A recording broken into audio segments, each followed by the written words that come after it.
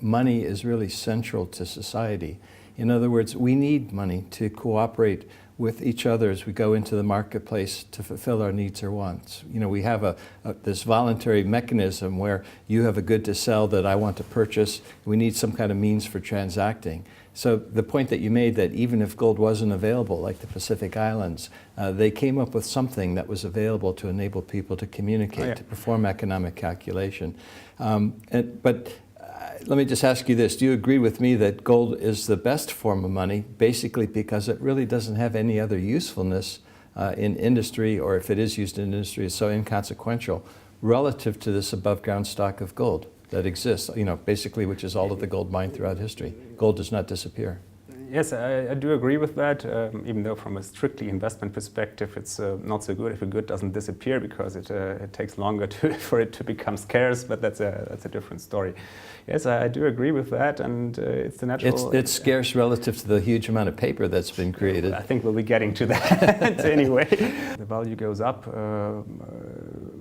proportionally to the money that is being created, which is all that money since, well, let's say 1913, you could also say 1971.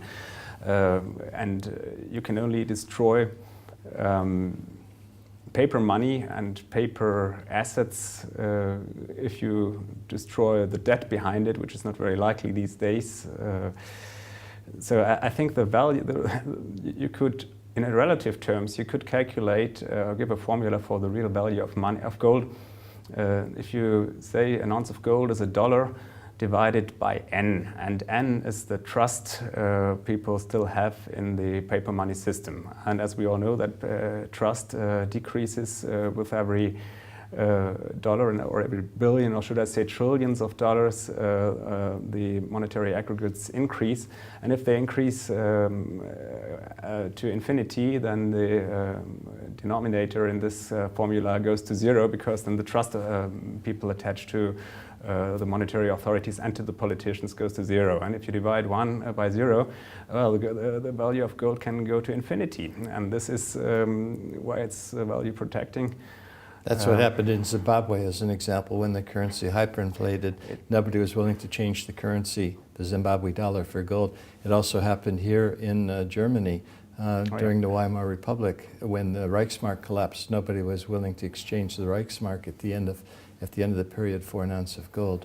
It could happen to the dollar, do you think? History tells us it can happen everywhere, and it has happened everywhere. The only problem is that there are not many people around who still remember the Western world, especially not the American world, that the dollar can go bust, because for very different and complex reasons it never did since 1776. It's probably the only exception of a currency worldwide, which never collapsed, the paper currency, I should add. Of course, the dollar was tied to gold. Of course, the dollar was tied to gold up until 1913, and silver, and after 1913-14, it still was tied to gold indirectly in the Bretton Woods arrangements up until 1971. So we're really talking about 40 years only, and this is true not only for the dollar, but for everything.